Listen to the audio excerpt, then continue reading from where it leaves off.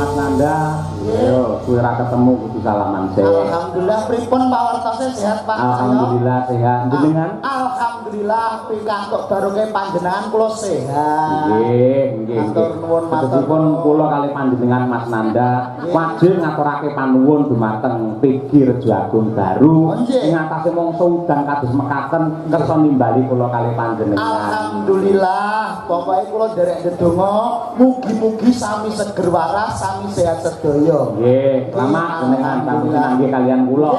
Seger waras nggih Mas. Mergo wong urip sing bakune awake kudu waras kuwi dhisik. Lah leres niku. Nggih to. Pokoke kudu sehat, kersane kepanggih terus berbahagia semuanya. Ojo kalah semangate karo keluarga besar PG Rejo. Lho nggih kula tetep semangat. Napa Hidup rukun kompak menggunakan gaman panunggal selalu bersalam-salaman. Bila saking menika dadi tutup.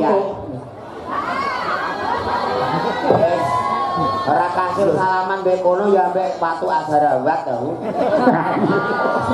Kok kaya Watu Azarawat iku pripun to, Pak? Salaman kono angele kaya nemoni malaikat Israfil. Salaman ambek iki malah ambune. Ambune piye? Lenga putih. Mosok lenga putih. Ya rong jenengan iki kudune salaman kalian panjenenganipun Pak Cahyo mergo nderekke Pak Cahyo. Ngoten lho. Dalang mudale pamulang. Lah, ngoten. Sampeyan iki ada Rembang lho, Pak. Lho, niki ditimbali wonten Medion, wonten PG Rejo Agung. Baru nggih lah ngoten nggih Pak Cahyo. Mulane awake dhewe sampeyan iki kudune ngetokke napa kabisane ngoten lho. Aku iki yo mbuh ya. Wong-wong iki sing do mirsani kabeh iki penonton-penonton ket komburi iki mau jebul do ora pangkling aku. Ora pangkling?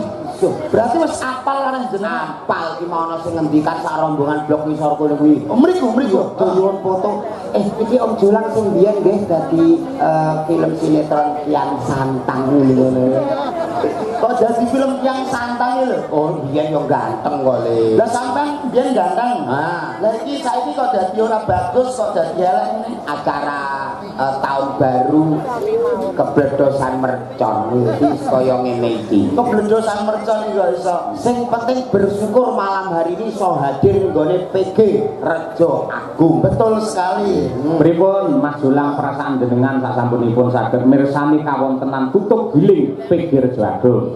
Alhamdulillah nggih melok seneng dulur-dulur sedaya ketok leh do manis-manis Pak. Kok saged ngoten iki gara-gara kan manggone ning gone PG Rejo Agung Baru. Dibengi ning gone bakul rokok iki ning bakul gula aku ngantek melok muni angel kabeh.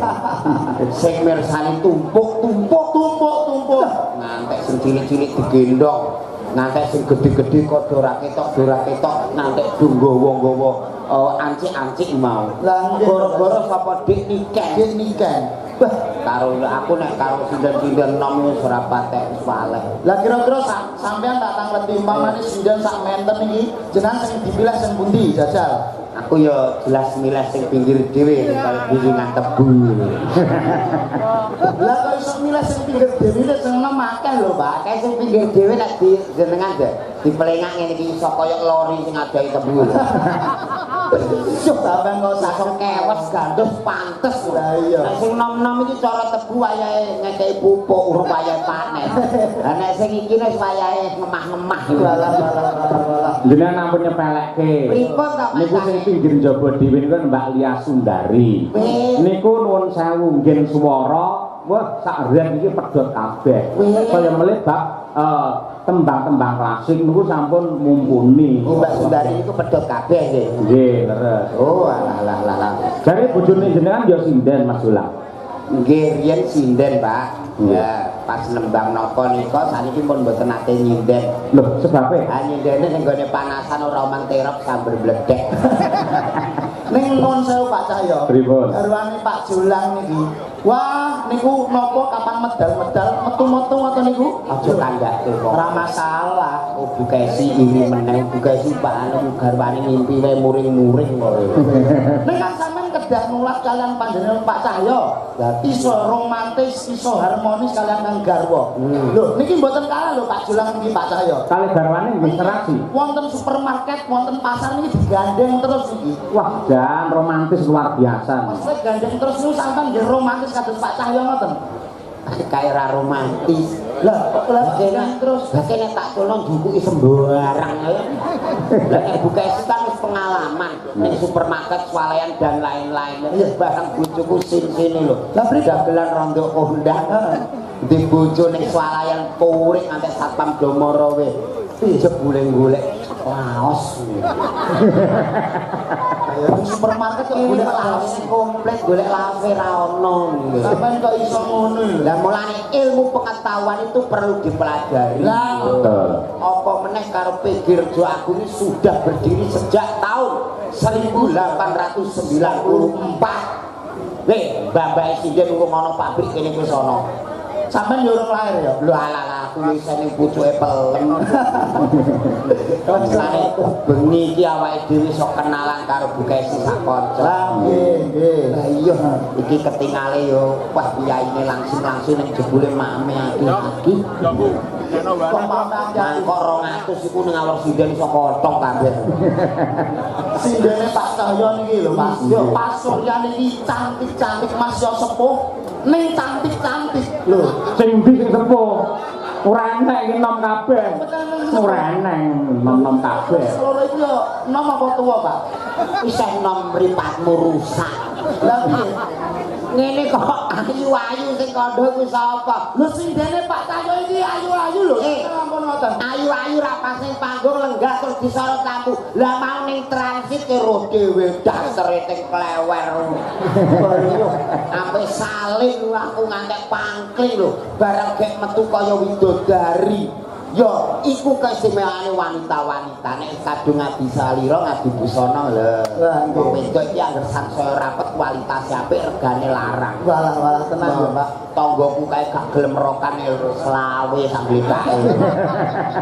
Tanggo lagi. Sik jenengan tanggane dilokne, bojone dinyek. Kan mau sing dilem kok Bu Kesi.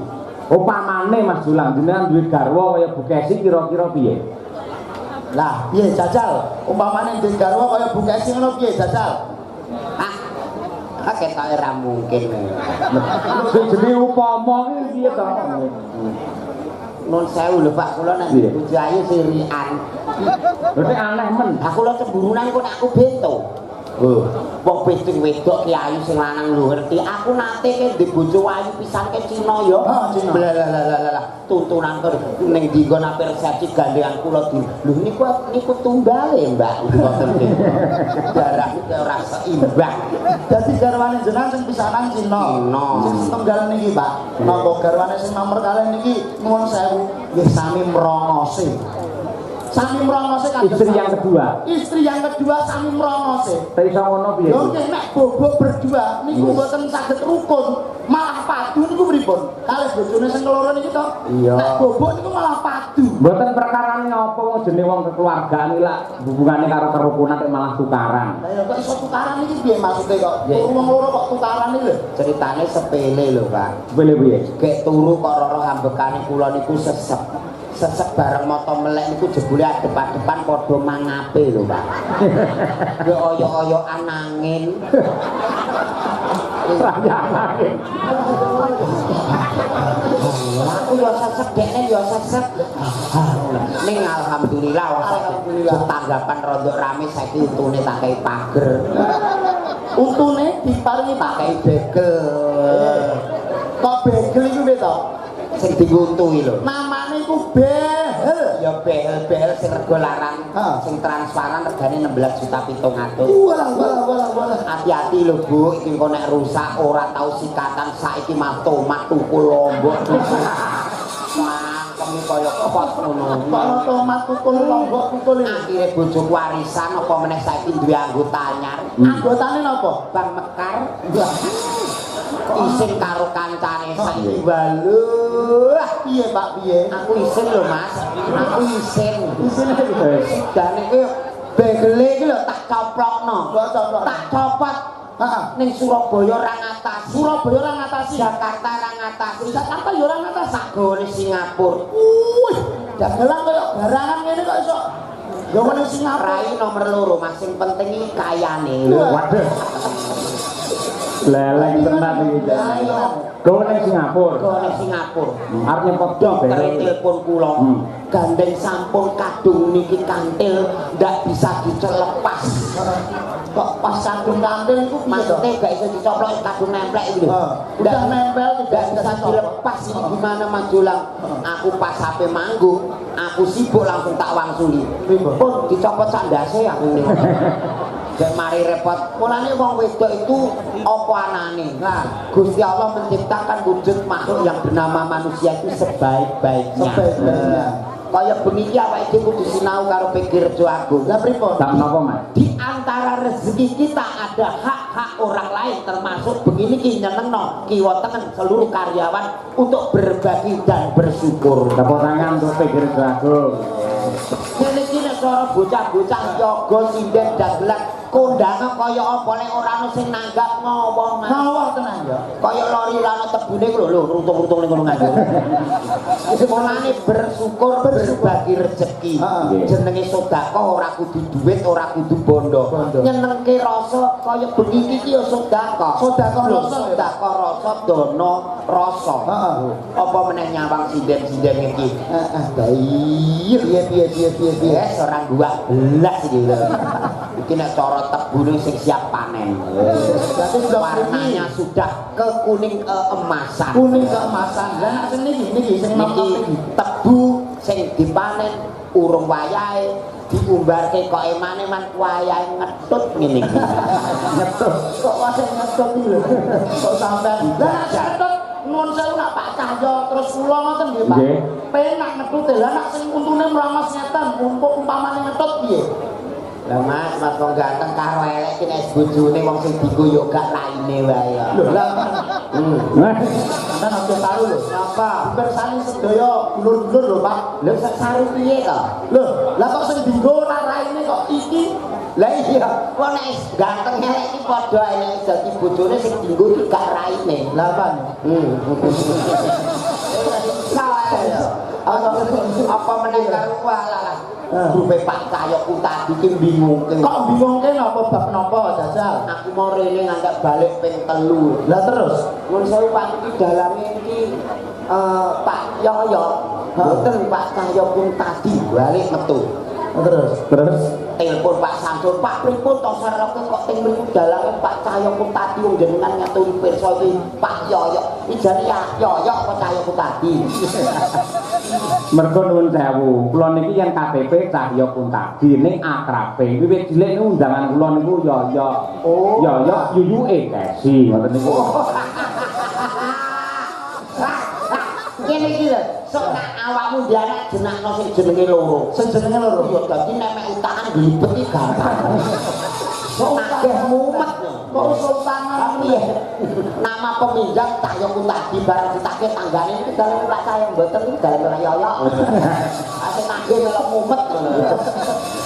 Awake dhewe iki tanpa guna. Awake dhewe iki wis nek ora disandingi sinden-sinden ku wong nyawang aku kaya Rugrahono. Sampeyan kula beleni kanca.